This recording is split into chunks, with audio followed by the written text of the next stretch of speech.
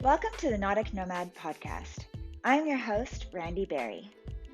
Throw off the bowlines, sit back and relax as we discover adventure, explore the world on water, and share about everything yachting.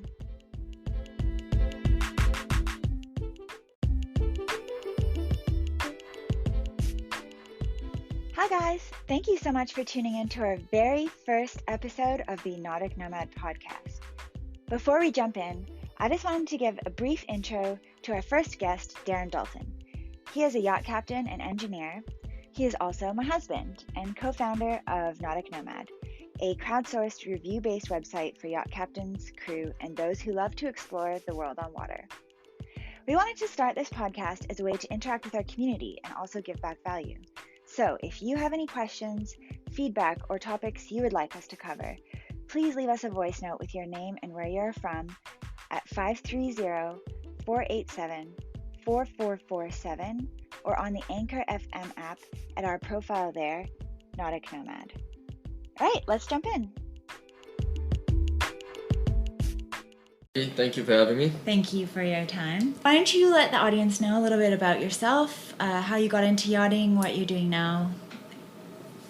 I've been in yachting for 14 years now. I took a short break throughout the middle of my career for 3 years and went and lived in Colorado. But it all started off, my father and I built a sailboat, a 40-foot catamaran, when I was 17 with the intention of sailing around the world. We never ended up being able to follow through on that. However, he did instill the passion of the ocean into me. So when I was 18, I jumped on a 32-foot catamaran and we sailed from Cape Town up to Taylor's Island in Maryland. Arrived in the beginning of November and quickly realized it was a lot colder than I expected, so I made my way down to Fort Lauderdale. And very fortuitously, it was the start of the boat show. So a perfect time to arrive as a green crew member in Fort Lauderdale. Awesome. You arrived to America with just $100 in your pocket. Yeah. There wasn't a whole lot of information. It was just you jump on a boat or you fly over and you get there, and it's America, so there's lots of work, and you just go and you find work, and that's how it goes. There wasn't a whole lot of information. Obviously, there was the internet, but not a ton of information to access about yachting and how to get started. It was all just word of mouth. Not as easy as they made it out to be, but definitely easier, I think, being a green crew member back then than it is today. I think there's a lot more. You've got to be a lot more careful today, depending on what passports and visas you have. You really need to watch out how you're conducting yourself and what's out there, because they're clamping down on foreigners coming here to look for work on boats. So a little bit about me. My background is I used to be a yacht stewardess, and then I met Daryn, and we ended up running boats together as a captain and chef stew team. Then I left that when I went land-based in Fort Lauderdale and worked at Elite Crew International as a crew agent for a little while, and now I'm running Nautic Nomad full-time. So, I've been on both sides of hiring and also being the crew member myself. Which side did you prefer to be on? I don't know. It's tough. I miss the traveling of working on boats. I much preferred working on super yachts than I did working on the smaller boats, just because the split roles is really hard. It's a little bit easier when you're just breakfast girl or you're just, doing one particular role. But it was really interesting working on the other side doing placement. I learned a lot. I thought that it was going to be really easy. I thought it was going to be like, you need deckhands? I got deckhands. But, when you get on the other side of hiring, you learn that there's a whole bunch of things that go into it that have nothing to do with what you think it is when you're on the other side. When you're looking for jobs, you really don't know what the crew agents are actually looking for when they're looking at so your CV. what especially working with the crew agency that you did, you weren't big into newer crew members. You wanted people at least a season's experience, mostly, unless they came with a very good reference. What are the top 3 factors that you would look for on a resume, especially being for a green crew member? Well, so the reason why we didn't really deal with green crew, because elite really works with 50-meter plus, so they'll work with any size, but because that's their speciality, mostly 50 meters plus vessels need crew that have some sort of experience. But my top 3 things, I think, for a green crew member or anyone. For a green crew member, I think for someone new, let's say now people just wanting to get into the industry now that are listening. I think if you have some sort of relevant background, that's always helpful. Like for the girls, because mostly if you're a new green steer, you're going to be doing housekeeping and service. So if you have a background of working at resorts, where you're doing housekeeping and then you're also doing fine dining, that will be a huge in. It's a little bit harder, if you come from an industry that has really nothing to do with, either organizing, planning, or anything like that. If you have event management and some sort of organizational skill in your background, that's really going to help. But I guess I would say putting on all of your experience that you've had onto your resume, making sure that you've got at least 3 references and that they're aware that they're going to get contacted. And then also making sure that you have a really good profile photo, because a lot of people I see, if they don't know, they're taking selfies or, I don't even know. But the best kind of photo to have on your CV, if you're a girl, is to have your hair tied back off your face, nice smiling picture with, either a plain background or a marina behind you. And if you're a guy, you have to have a clean shaven face, because people like to see that, especially the professional photos. So don't wear your sunglasses on your head. Make sure you shave. Make sure you look well presented. And clean up your social footprint. Make sure that if people Google you, your butt's not going to be on the internet somewhere. How's that? And then I'd say once you start yachting, put your first day work. As soon as you get your first day of day work, put it on your resume, because that will help. Do you find people ever contacted you? For myself, I often will look for a green crew member that has very limited experience but a very good reference, because that way you can really mold them into your program. Especially being on smaller boats, having as you said, a lot more of a rounded roles. Is a lot more responsibility, a lot more different jobs. And one time, you're polishing, then you're driving a tender, then you're doing beds and heads, and then you're in the galley, you're busy chopping onions. So for me, I need green crew members, because a lot of experienced crew members they're not gonna want to get involved in that. They're gonna say nope. They're gonna say nope, exactly. Yeah. Do you find that a lot of the other boats would contact you and be like, listen, we're looking for somebody that has the references, a couple of references as far as, a couple of day work, some personality references, maybe some personal references of people that know each other, but that are actually looking for less experienced people? I mean, I don't really have, not really, I never really dealt with that. And I think those kind of jobs you hear through your friends. That's why being in the right place at the right time is so important. That's why being here in Fort Lauderdale, September, October, and then hiring does go into November, but by the time Thanksgiving rolls around, most everyone's hired, especially the charter boats. And then in the springtime, April, May, being, either in Fort Lauderdale or in Antibes for the Mediterranean hiring season, doing day work, meeting people, networking, all that kind of stuff. That is so important for green crew, because it's all about who you know. But just that catch there again, you're not legally allowed to be here looking for work, regardless on if it's on a foreign flag or not. On a B1, B2. On a B1, B2. If you are not American. Yes. So unless you have an actual work permit for the United States, you cannot be here looking for work. Mm-hmm. However, it's a lot easier to find work if you are here. And that's the catch-22 there, is where the industry is so needs-driven, where if you're the first person who interviews and you can come in person, and then there's another person interviewing but it's over Skype or over the phone, you're more likely to get the job because they've met you, they've touched you, they've seen you're a real person. Not only because you're working with these people, you're living with them. So that is a really huge thing, is interviewing in person. So that is, it's the closest person gets picked. So that is really tough. That is a huge catch-22. But that's tough. Until there's a yacht crew visa, I don't really know what else you can do about that. That's really tough.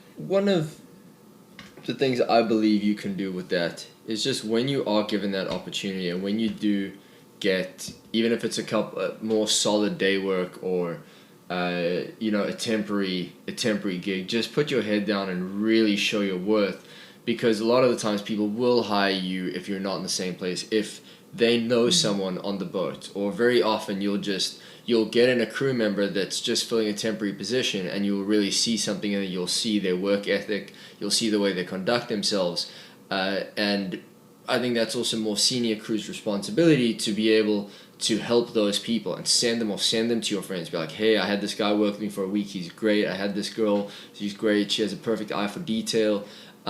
Because those opportunities do happen, and that is one way I believe you can overcome and not being able to be in that right place. But you have to set yourself apart. Yeah, and I think that goes to everything too, just how you conduct yourself, at tea time, if you're being a good crew member, if you're easy to get along with, if you aren't rubbing everyone the wrong way, like as a day worker, just being a good person is a huge part of it. I always say, like, being a good crew member is like 80% of the job, and 20% of the stuff is like the stuff that you learn. But being a good person, Right. Being someone who's good to live with is the Right. biggest part of the job. If you're struggling with the common sense of how to conduct yourself in a communal environment like that, you're probably not going to learn the rest as easily.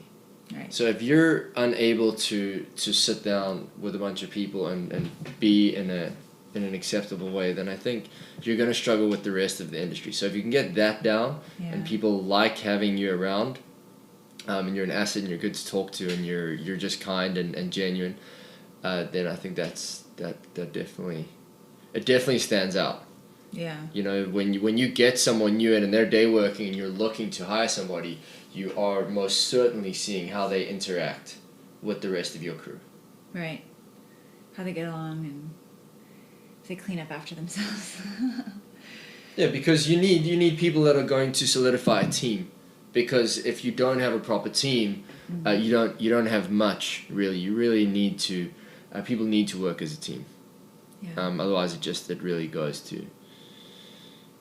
bad quite quick. So I guess we should talk about where we dreamed up Nautic Nomad. Turks and Caicos. We went there for the first time. We didn't. We were very busy on our way down there, so we didn't have a lot of time to research and know exactly what we were getting ourselves into. We also got a little bit of not wrong information, but maybe not information from the correct sources. So we arrived a little bit on the back foot.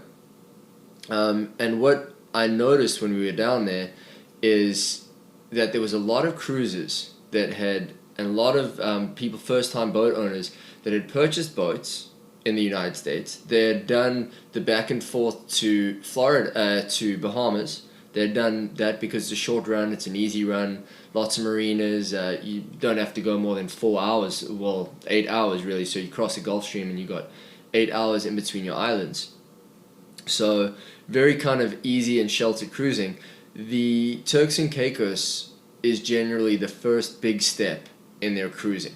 And they're against the trades. There's generally 15 to 20 on the nose when you're heading down from far Bahamas to Turks and Caicos. So they have an uncomfortable 2 days. They then pull into the inlets over there that have a lot of tidal current. Very often would end up dinging the boat. And that would be their first kind of introduction into more long distance cruising. And we used to speak to a lot of these sailors on the dock, and everyone that would come in would want to offer information. Now there is amazing, as we all know, there's amazing pilotage books and there's amazing cruising manuals out there. However, a lot of the time they're written by people that have spent their lives cruising and professional mariners. So often what may be a very easy run and passage to someone is not always as easy for other people. So we feel that there needed to be more of a place for people to basically sort through the information and to crowdsource it, put it together, because we're not in an age where we're short of any information. We have too much information, if anything.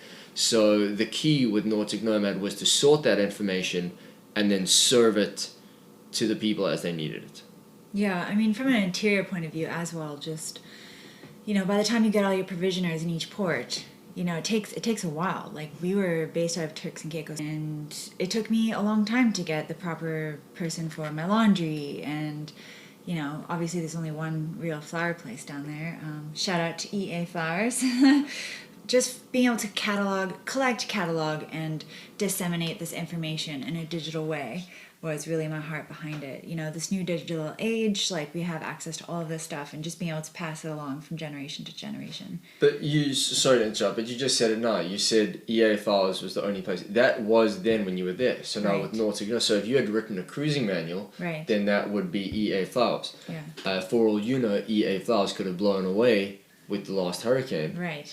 And now there is a new florist over there. So I think that's the beauty of Nautic Nomad, and it's crowdsourced information, so it's dynamic information. It's going to keep changing and updating, and that's where the value is. And shout out to Blue Haven. I know that they're still rebuilding down there, but they've got at least one finger open still for boats this season. It's such a beautiful marina. Yeah, it is honestly to have dolphins and turtles, and I mean, it's really a stunning to be able to be in a marina that you can snorkel in. Is absolutely stunning. Just watch that current. Yeah. And then the pool and the gazebo and all that. It's a really nice spot to hang out. Yeah, and shout out to Turquoise Distributors there. If you guys head down to the Turks and Caicos and you need to get your fine wines, cheeses, all that kind of stuff, Didier is down there, and he's got the stuff. It's really great. I'll put it in the show notes. If you guys want to check out the show notes, you can always find them at nauticnomad.com/blog. You're going to be hard pressed in a remote location like that. You're going to be hard pressed to find someone that is as passionate about French food and French wine as Didier. So definitely he's worth a stop. I mean, even if you have your provisions on board and you have all your wine and you have all your stuff, even on a day off, it would be worthwhile to just stop past Turquoise and just have a glass of wine and just introduce yourself, because he's a character. Ooh, and they also sell Nespresso pods, so if you need those. That's the thing is, when you get to these new ports around the world, you've got one shot and you have to get it right, and it needs to be quick and fast and the best price. So that is also something that we think about with Nautic Nomad. There's not too much of an option to get things wrong. If you have guests, you're doing 3 days in a place, it's your first time there, you don't really have a lot of chance to get things wrong. Yeah. And it's up to us to make sure that our guests are having the best experience possible. Yeah.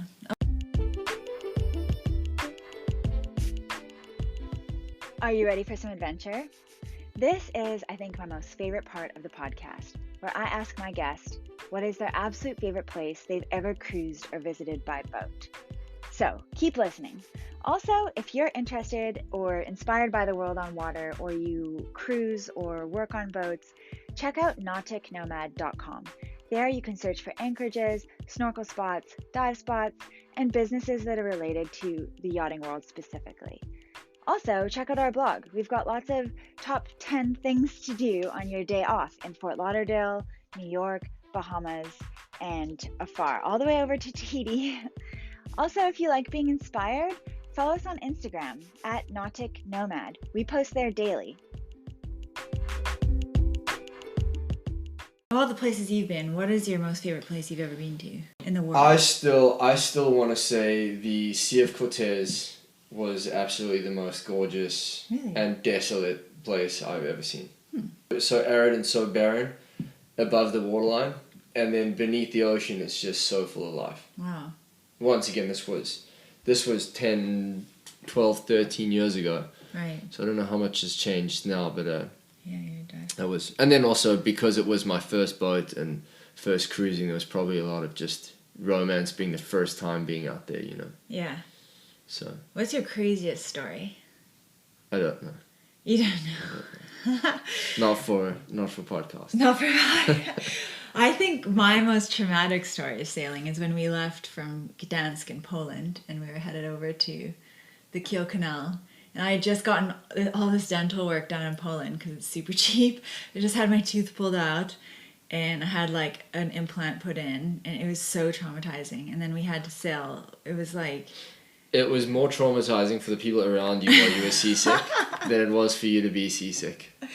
I was in so much pain. Like, my head was so sore. Those short, choppy waves. I was so ill.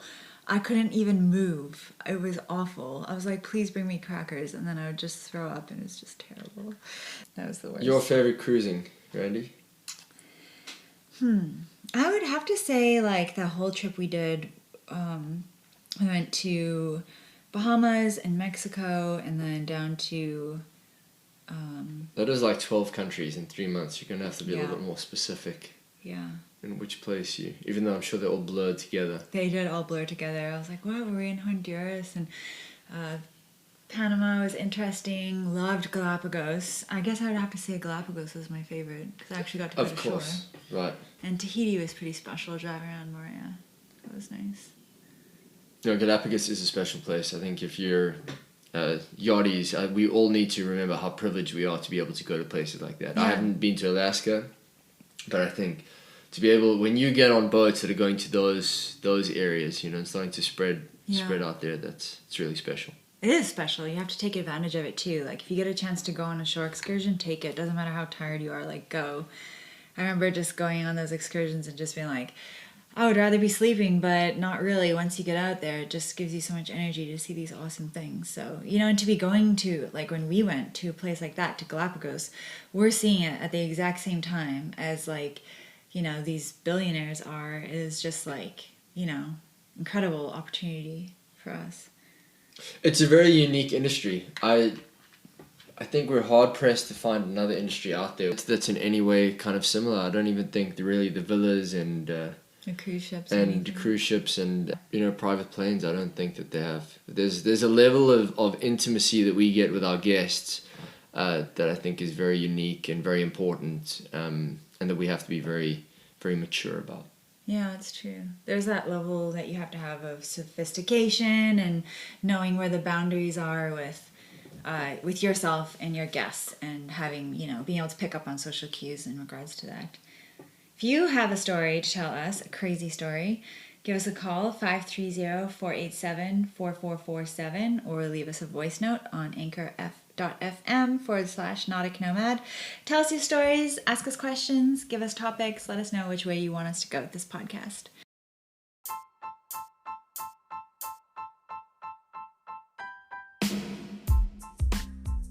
I just want to give a brief shout out to our first sponsors of the Nautic Nomad project, which is Tipsy Nail Salon and Bar on Las Olas in Fort Lauderdale, Florida. Probably the first because Daryn and I actually try to go there when we can. It's a really great spot to start the night out, get a mani-pedi, get your hair done, drink some champagne or have a glass of wine. They're very professional. They've got massage chairs. It's just a really fun way to start the night. So also, they're doing a special for the month of October 2018 for our Nautic Nomad tribe. And if you're interested in learning more about that, it will be on the show notes for this podcast, which you can find on the Nautic Nomad blog.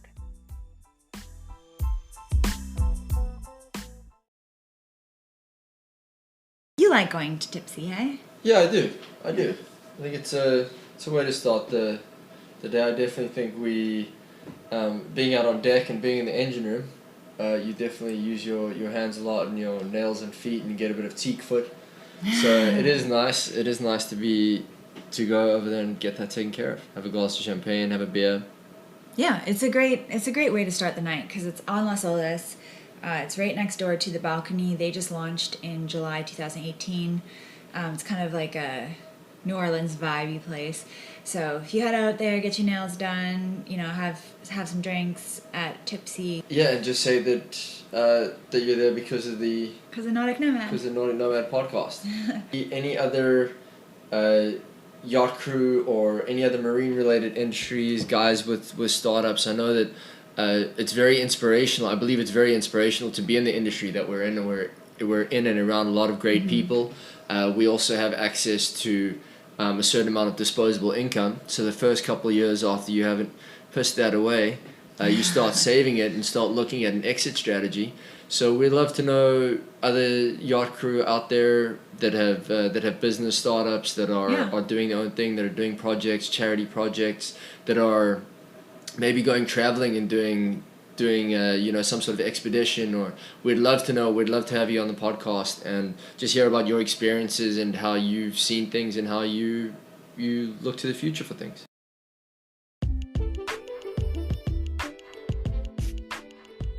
Thank you so much for being here for the very first Nautic Nomad podcast. I'm so excited. I have a lot of great things planned for the next coming weeks. I've got some great guests lined up. You won't want to miss it. So don't forget to subscribe or follow us and share us with your friends. If you like what you're hearing, please let us know. You can give us a rating or give us feedback. info@nauticnomad.com. All right, stay safe, have fun, and I look forward to bringing you fresh new content every week.